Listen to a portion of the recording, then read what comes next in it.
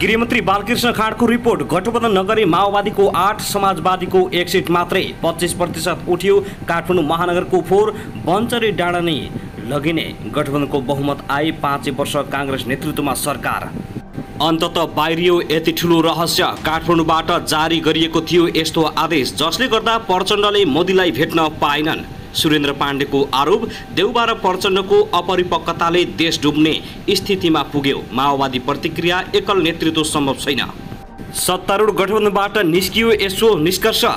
काङ्ग्रेसले दियो यस्तो चेतावनी। काङ्ग्रेस तालमेल गर्न तयार, तर 5 वर्ष आफ्नै सरकार हुनुपर्ने।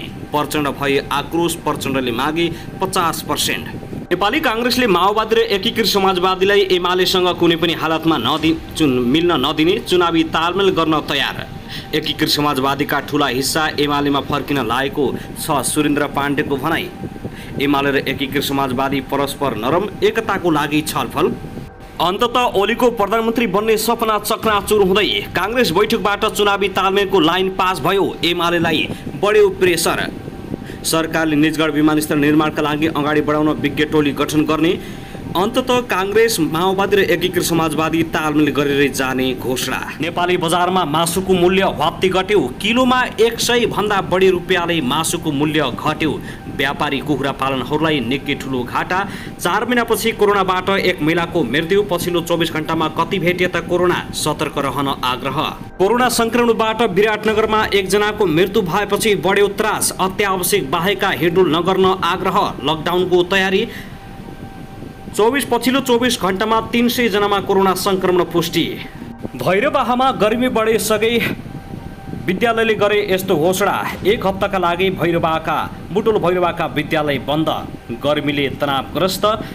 एससीको रिजल्टबारे ठुलो खबर। कहिले आउँदैछ एससीको रिजल्ट? यसबारे पनि जानकारी। नेपाल प्रहरीका 34 इन्सपेक्टर डिएसपीमा बढुवा सिफारिस। विद्यार्थीको खाजा बनाउन दिनौं विद्यालय पुग्छन् अभिभावक। मोटरसाइकलले ठक्कर दिँदा पैदल यात्रीको मृत्यु। बालिका बलात्कार गरेको आरोपमा बालक नै पक्राउ। नेपालमा कोरोना संक्रमितको संख्या ह्वात्तै बढ्न थाल्यो। यसकारण फेरि उकालो लाग्दैछ कोरोना संक्रमणको ग्राफ। पछिल्लो 24 घण्टामा 457 जनामा कोरोना संक्रमण पुष्टि। थप 1 जनाको मृत्यु। संक्रमण दर 10% नाग्यो। चिकित्सामाथि हातपात भएपछि अस्पतालका सबै सेवा बन्द। नक्कली सुन देखाएर ठगी गर्न खोज्ने 2 जना प्रहरीको नियन्त्रणमा। मूर्तिका गहना चोरी गर्ने 3 जना पक्राउ। 6 केजी गाँजासहित पर्साबाट 2 जनालाई प्रहरीले पक्राउ गर्यो। र हनी ट्र्यापका गिरोह प्रहरीको फन्दामा। श्रीमान श्रीमती नै संलग्न। ऋण तिर्न ताकेता गरेपछि म्यानेजरको स्कुटरमा पेस्तोल भेटिएपछि खैलाबैला। बलात्कारको आरोप लागेका क्याम्पस प्रमुख प्रहरीको नियन्त्रणमा। नायक तथा अभिनेता पल्सा छुट्नेबारे ठुलो खबर। अब हेर्नुहोस् पूरा समाचार।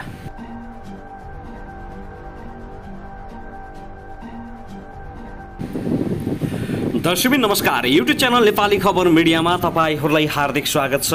यदि हाम्रो च्यानललाई अहिलेसम्म सब्स्क्राइब गर्नुभएको छैन भने सब्स्क्राइब गरी नजिक रहेको बेल आइकनलाई दबाई हामीसँग जोडिनुहोला। दर्शकबिन सदा झै आज पनि हामी तपाईहरुमाझ देशभरका विभिन्न खबरका साथ उपस्थित भइसकेका छौं। यो भिडियोलाई अन्तिमसम्म हेरी हामी साथ दिनुहोला। दर्शकबिन हाम्रो मेहनतको लागि एउटा सानो लाइक गर्न भनी नभुल्नुहोला। कहाँदेखि हेर्दै हुनुहुन्छ, के भन्न चाहनुहुन्छ, तपाईको मनमा प्रतिक्रिया अवश्य पनि कमेन्ट गर्न नभुल्नुहोला। दर्शकबिन के तपाईँ हाम्रो च्यानलमा नियमित श्रोता हुनुहुन्छ?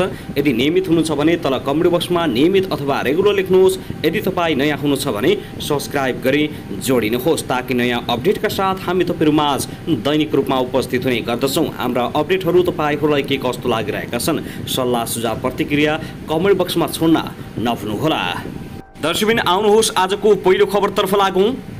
नक्कली सुन देखाएर सक्कली भन्दै ठग्न खोजेको आरोपमा कास्कीमा 2 जना प्रहरीको नियन्त्रणमा परेका छन्। जिल्ला प्रहरी कार्यालय कास्कीका निमित्त प्रहरी प्रवक्ता प्रहरी निरीक्षक ज्ञानबहादुर खड्काका अनुसार चितवनको माडी नगरपालिका 8 बसन्तपुर स्थायी घर भई हाल जिल्ला कास्कीको पोखरा महानगरपालिका 4 रामकृष्ण टोलमा बस्दै आएका 35 वर्षीय धर्मेन्द्र खाती साई पक्राउ परेका हुन्। उनीसँगै स्याङ्जाको अर्जुन चौपारी गाउँपालिका 4 रापाकोट घर भई हाल पोखरा 16 धर्मी खोलामा बस्दै आएका 40 वर्षीय दिलबहादुर विक पनि पक्राउ परेका छन्। उनीहरूले गत असार 31 गते पोखरा महानगरपालिका 8 न्यू रोडमा रहेको एक होटलमा नक्कली सुनको 2वटा बाला देखाई सक्कली हो भने ठगी गर्न खोजेको प्रहरीले बताएको छ। ठगी गर्न खोजेको सूचना पाएपछि जिल्ला प्रहरी कार्यालय कास्कीबाट गएको प्रहरी टोलीले उनीहरूलाई नियन्त्रणमा लिएको हो। उनी विरुद्ध कास्की जिल्ला अदालतबाट आपराधिक षड्यन्त्र सम्बन्धी कसुरमा 7 दिनको म्याद थप गरी अनुसन्धान सुरु भएको छ।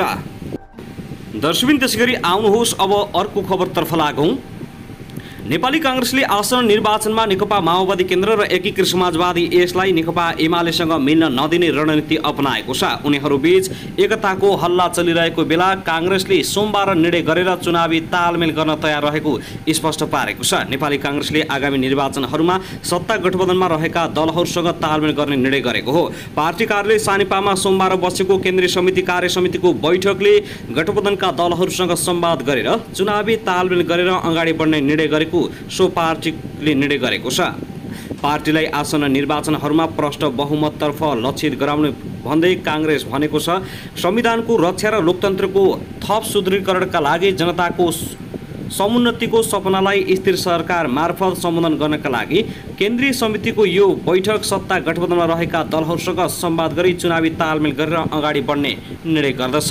तालमेल गर्दा संविधानको कार्यान्वयन, आर्थिक सामाजिक रूपान्तरण र वैदेशिक सम्बन्ध लगायतका विषयमा न्यूनतम साझा धारणा निर्माण गर्नुपर्ने उसको शर्त रहेको छ। साथै यता भने नेकपा एमालेका र एकीकृत समाजवादीका नेताहरूको पछिल्लो अभिव्यक्तिलाई नियाल्दा दुवै पार्टी एक अर्कामा नरम देखिएका छन्। नेकपा एमाले अध्यक्ष केपी शर्मा ओलीले पनि नेकपा यसका अध्यक्ष माधव कुमार नेपाललाई सत्ता सराप गर्न छोडिसकेका छन्। अध्यक्ष नेपालले नेताहरूसँग नेकपा यस पनि एउटा पार्टी हो भन्न थालेका छन्। कार्यक्रमहरूमा माधव कुमार नेपालको कटु आलोचना गर्ने केपी शर्मा ओली हिजो आज कांग्रेसलाई मात्र गाली गर्न थालेका छन्। यसका अध्यक्ष माधव कुमार नेपाल पनि नेकपा एमाले अध्यक्षको सत्तो सराप गरेर अभिव्यक्ति दिन छाडेका छन्। अध्यक्ष नेपालले 30 असारमा भएको एकीकृत समाजवादीको बागमती प्रदेश कमिटीको तेस्रो पूर्ण बैठकमा अध्यक्ष माधव कुमार नेपालले एमालेलाई अब धेरै प्रहार नगर्ने बताएका थिए। उनले भने अब एमालेले धेरै प्रहार नगरिरहेका बेला हामीले पनि धेरै प्रहार गर्दा उचित हुँदैन, मसिनोसँग हेरिरहेका छौँ। नेकपा एमाले अध्यक्ष ओलीले हिमालय होटलमा सम्पादकहरूसँगको अन्तरसंवादमा पार्टी एकता जोगाउन नसक्नुमा आफ्नो कमजोरी स्वीकारेपछि माधव कुमार नेपालको यो भनाइ आएको हो। अध्यक्ष ओली अन्तरसंवाद पछिका कार्यक्रममा पनि माधव नेपाललाई सत्तो सराप गरेका छैनन् भने नेपाल पनि एमालेलाई गाली गर्न छाडेका छन्। दुवै पार्टी अहिले एकअर्कामा नरम छन्। यसबाट नेपाली कांग्रेस र नेकपा माओवादी केन्द्र हच्केका छन्, बेच्किन थालेका छन्। दर्शकबिन त्यसैगरी आउनुहोस् अब अर्को खबरतर्फ लागौँ। नेपाल प्रहरीका 34 जना निरीक्षक, इन्सपेक्टर, नायब उपरीक्षक, डीएसपीमा बढुवा सिफारिस भएका छन्। सोमबार बसेको बढुवा समितिको बैठकले उनीहरूलाई बढुवा सिफारिस गरेको हो। बढुवा सिफारिस उनीहरूमा 2067 देखि 2070 साउनसम्म बढुवा भएको विभागीय टोलीले रहेको छ। नेपाल प्रहरीमा जनपद प्रहरी समूहतर्फको प्रहरी नायब उपरीक्षक पद संख्या 3434 मा बढुवा गर्न मिति 2079 4 महिना 2 गते बसेको बढुवा समितिको बैठकको निर्णय अनुसार देहाई बमोजिमको जनपद प्रहरी समूहतर्फ प्रहरी निरीक्षकहरूलाई सोही समूहतर्फको प्रहरी नायब उपरीक्षक पदमा बढुवाका लागि गरिएको सिफारिस सूची प्रहरी नियमावली 2071 संशोधन सहितको नियम 27 को उपनियम 4 अनुसार सम्बन्धित सबैको जानकारीका लागि प्रकाशित गरिएको छ। दर्शकबिन त्यसैगरी आउनुहोस् अब अर्को खबरतर्फ लागौँ। 13 वर्षीय बालिका बलात्कारको आरोपमा जिल्ला प्रहरी कार्यालय कास्कीले एक युवकलाई नियन्त्रणमा लिएको छ। जिल्ला प्रहरी कार्यालय कास्कीका निमित्त प्रवक्ता प्रहरी निरीक्षक ज्ञानबहादुर खड्काका अनुसार पोखरा महानगरपालिका 13 मा बस्दै आएका 24 वर्षीय खिमबहादुर विकलाई पक्राउ गरिएको हो। विकले ती बालिकालाई गत असार 31 गते राति 10 बजेको समयमा पोखरा महानगरपालिका 5 लवली डाँडामा लगेर बलात्कार गरेको भन्ने सूचनाका आधारमा प्रहरीले उनको खोजी थालेको थियो। जिल्ला प्रहरी कार्यालय कास्कीबाट खटिएको प्रहरी टोलीले असार 32 गते बिहान पौने 4 बजे विकलाई नियन्त्रणमा लिएको हो। कास्की जिल्ला अदालतबाट 10 दिनको म्याद थप गरी जबरजस्ती गर्ने मुद्दामा घटनाको बारेमा अनुसन्धान भइरहेको प्रहरी निरीक्षक खड्काले जानकारी दिएका छन्। दर्शकबिन त्यसैगरी आउनुहोस् अब अर्को खबरतर्फ लागौँ। नेकपा एमालेका नेता भीम रावले नेकपा माओवादी केन्द्रका अध्यक्ष पुष्पकमल दाहाल प्रचण्डको भारत भ्रमणलाई कच्चा कूटनीतिको संज्ञा दिएका छन्। ट्विट गर्दै राहुलले प्रचण्डको दिल्ली भ्रमणका क्रममा भारतीय प्रधानमन्त्री नरेन्द्र मोदीसित भेट नभएको प्रसङ्गलाई कच्चा कूटनीतिको संज्ञा दिएका हुन्। झुट नीतिको आशे र दासे पासे गासे प्रवृत्तिबाट देशको कूटनीतिक मुक्त हुनुपर्ने राहुलको भनाइ छ। उच्च तहको भ्रमणमा भेटवार्ता र विषयवस्तु पहिले निर्धारण हुने उल्लेख गरेका छन्।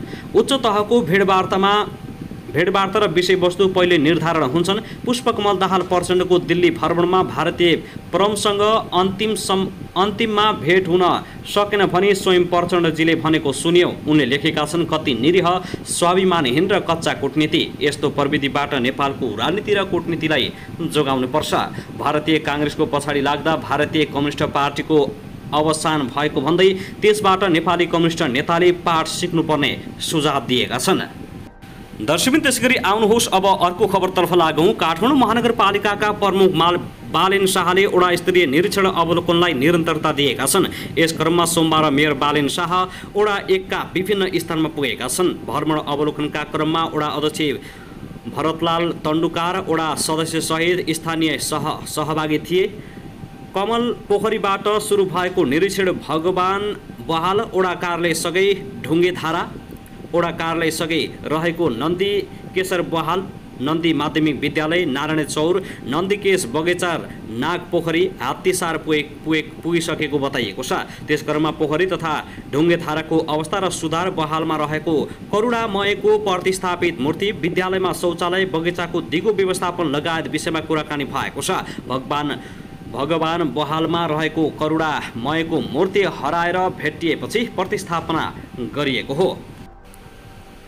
प्रतिस्थापना गर्नुअघि मूर्तिलाई छाउनी स्थित सङ्ग्रहालयमा राखिएको थियो। यसैगरी वडा कार्यालय भवनका लागि नन्दीकेशर बहाल पुनर्निर्माण गरेर माथिल्लो तला प्रयोग गर्न सक्ने सम्भावनाका विषयमा छलफल भएको छ।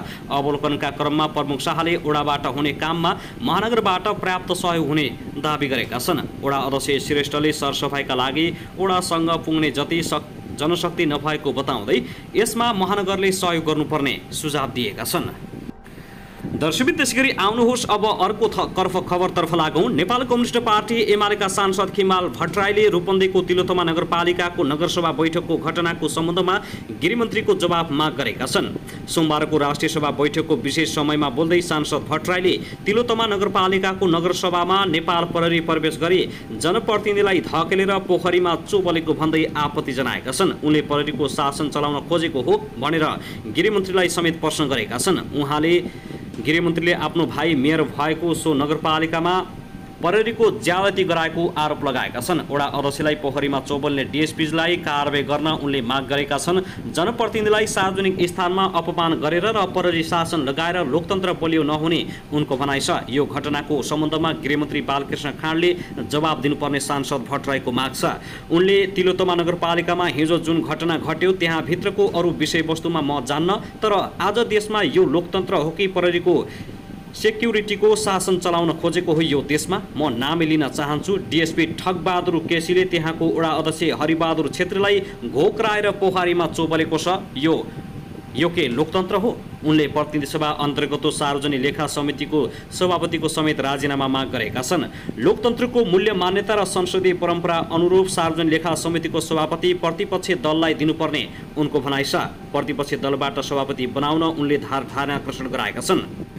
त्यसैगरी आउनुहोस् अब अन्तिम खबरतर्फ लागौँ। पर्साको वीरगञ्ज महानगरपालिका 25 शीर्षिया सडक खण्डबाट प्रहरीले भारतीय ट्रक जाँच क्रममा 2 क्विन्टल 50 किलो लागु औषध गाँजासहित 3 भारतीय नागरिकलाई पक्राउ गरेको छ। प्रहरीले NL 02G 3791 नम्बरको भारतीय ट्रकलाई रोकी जाँच गर्दा ट्रकको चालक बस्ने क्याबिनमा लुकाई छिपाई राखेको अवस्थामा 25 पोका जम्मा 2 क्विन्टल 50 किलो गाँजा बरामद भएको गरिएको प्रहरी उपरीक्षक रमेश बस्नेतले जानकारी दिएका छन्। सो क्रममा ट्रकमा सवार भारत बिहार मोतिहारी थाना सुगौली 19 का साहेब आलम, बिहार पूर्वी चम्पारण थाना रामगढवा 2 का गुलाब मिया र 1 जना 17 वर्षका किशोरलाई पक्राउ गरिएको पर्साका प्रहरी प्रवक्ता प्रहलाद कार्कीले जानकारी दिएका छन्। गाँजामा पक्राउ परेका 3 जनालाई लागु औषध सम्बन्धी कसुरमा अनुसन्धान अगाडि बढाइएको कार्कीको भनाइ छ।